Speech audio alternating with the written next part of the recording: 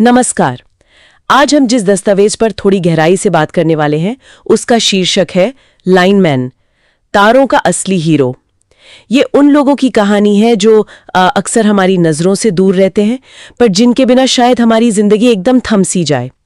तो आज हम इसी स्रोत के जरिए लाइनमैनों के काम, उनकी अहमियत और चुनौतियों को समझने की कोशिश करेंगे। शुरुआत में ही ये स्रोत एक बहुत दिलचस्प बात कहता है कि लाइनमैन वो लोग हैं जो वक्त नहीं देखते। मतलब आधी रात हो, कोई भयंकर तूफान आया हो या फिर जला देने वाली गर्मी, जब बिजली जाती है वो तैनात मिलते हैं। हाँ, ये एक तरह की यूं समझिए परमानेंट तैयारी वाली हालत है, हमेशा ऑन ड्यूटी। और यहीं से बात शुरू होती है उनके काम के जोखिम की। ये सिर्फ कोई मामूली नौकरी तो है नहीं, ये रोज एक तरह से खतरों से खेलना है। हाँ, ऊंचे खंभों पर चढ़ना, और वो भी हजारों वोल्ट बिजली वाले तारों के बिल्कुल पास। स्रोत इस बात पर काफी जोर देता है कि यहाँ पर मतलब एक जरा सी चूक, एक छोटा सा स्पार्क भी जानलेवा हो सकता है। बिल्कुल। और ये खतरा खराब मौसम में तो, जैसा कि स्रोत बताता है, कई गुना बढ़ जाता है। विजिबिलिटी कम, खंभे फिसल रहे हैं, सोचिए जरा। हाँ, ये पहलू तो वाकई सोचने पर मजबूर करता है।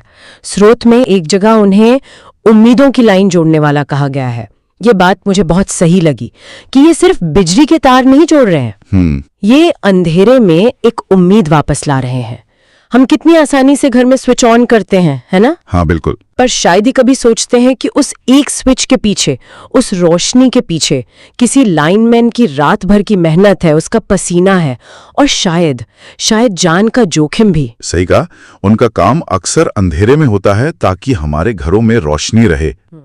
और अगर हम इसे थोड़ा और बड़े पैमाने पर देखें तो ये सिर्फ घरों की बत्ती जलाने तक ही सीमित नहीं है। हाँ, स्रोत उन्हें ग्राउंड हीरो कहता है, और मुझे लगता है ये शब्द बिल्कुल सही है।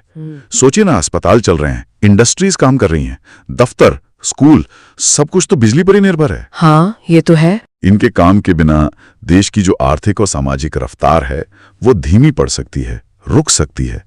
तो ये सवाल वाकई बहुत महत्वपूर्ण हो जाता है कि क्या समाज इन ग्राउंड हीरोज की योगदान को ठीक से समझता है?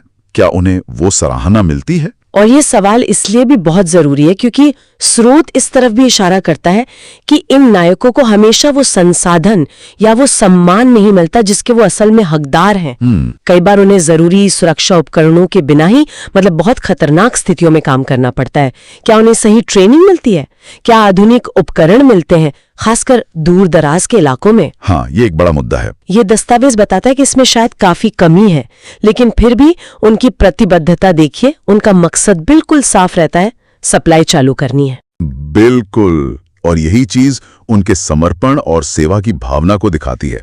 ये सिर्फ एक ड्यूटी नहीं रह जाती, ये एक गहरी जिम्मेदारी का एहसास बन जाता है। स्रोत में ऐसे कुछ किस्से भी बताए गए हैं जहां लाइनमैनों ने अपनी परवाह किए बिना घंटों तक लगातार काम किया, खासकर किसी आपदा के बाद, और बिजली व्यवस्था को फिर से खड़ा किया। हाँ, तो ये हमें एक तरह से याद दिलाता है कि अगली बार जब लाइट जाए और फिर वापस आए तो एक पल के लिए उस अदृश्य नायक के बारे में जरूर सोचें जिसने शायद बहुत मुश्किल हालात में ये मुमकिन किया होगा। तो कुल मिला के इस दस्तावेज से हमने क्या समझा? निचोड़ क्या है? शायद यही कि असली हीरो हमेशा कोई चमकदार पोशाक पहनकर या बड़ी पहचान के साथ नहीं आते। सही बात। कुछ हीरो तो अपने पुराने औजारों के साथ चुपचाप बिजली के खंभों पर चढ़कर हमारी जिंदगियों को चलाते रहते हैं, और उन्हें शायद किसी पहचान की चाह भी नहीं होती। में ऐसी कितनी ही जरूरी सेवाएं हैं, है ना?